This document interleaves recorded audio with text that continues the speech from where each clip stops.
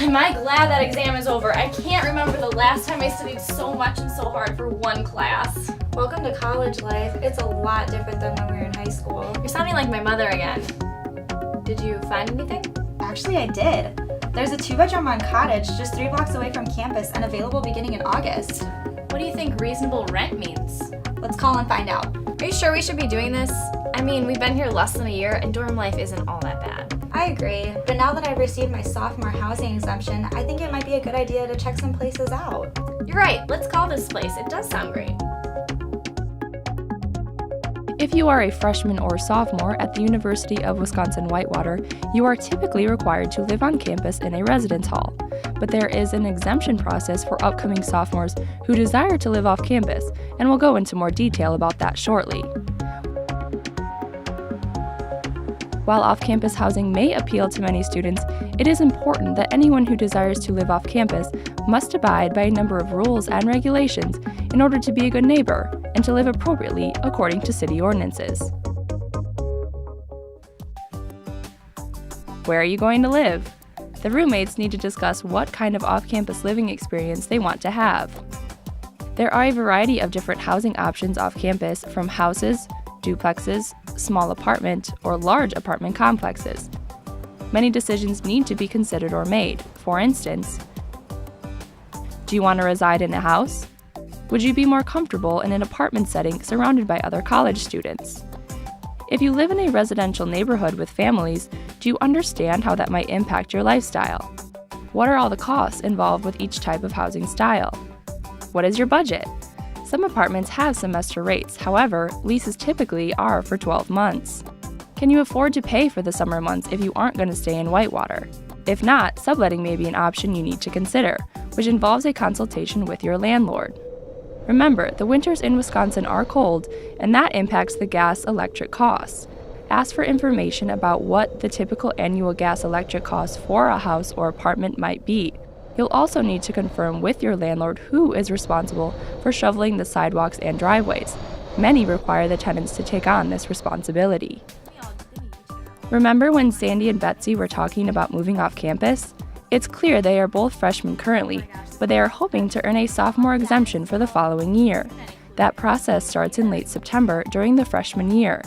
There are limited exemptions to the sophomore housing requirement, so they will need to act quickly once the process begins. Students may be interested in off-campus housing, but unaware about the options as well as the responsibilities. The Whitewater Student Government sponsors an off-campus housing fair, bringing numerous different property owners to campus for you to check out. This event takes place the first Wednesday of October. This is a great event to compare opportunities in one location. The Whitewater Student Government also has a lawyer on retainer who can review your lease for you. The lawyer visits our campus every week. This is another great resource for students needing legal advice for problems they may be facing. Students can call Career and Leadership Development for an appointment at 262-472-1471 or stop in the University Center Room 146 at the front desk. Individuals have the right to review a copy of the lease before signing it. Roommates should look for how garbage, internet, cable, electricity, heat, and water are paid, and whether it is their responsibility or their landlord's. As a lease is a legally binding contract, roommates will need to note the exact dates of their lease. So we are both responsible for our portion of the rent. But what if my roommate can't come up with her portion by the time rent is due? Legally, as the other roommate, it is your responsibility to pay the entire rent amount. How do we sign up for electricity, cable, gas, and internet? Or water and garbage services when there's more than one of us living here. One of the roommates will sign up for the services, and when the bill comes due, it is their responsibility to pay that bill. It is very important that all individuals residing have a good understanding of the financial side of leasing an apartment or house or other housing facility. If you want to live in a community, you should work to be a good neighbor. Go out and introduce yourself. If your neighbors are long-term Whitewater residents, you should ask how you can be a good neighbor, perhaps even helping out if that's something that you are inclined to do. You need to remember that living in a neighborhood means having reciprocal communication. The neighbors might bring concerns to you and vice versa. Being able to solve problems in a timely fashion is the best way to live amicably and to avoid issues potentially involving the local police. With new off-campus living arrangements, you have a reason to celebrate. It is extremely important to remember, however, to act responsibly in this new environment, and irresponsible actions can have consequences. Some measures you can take in order to enjoy yourself and to be a good host, not only to your guests, but also to your neighborhood, include: provide your neighbors a number to contact if the party gets too noisy, designate a sober monitor to control who is attending your party, call the Whitewater Police if the party gets out of control, understand that there are laws regarding the consumption of and/or providing alcohol to minors.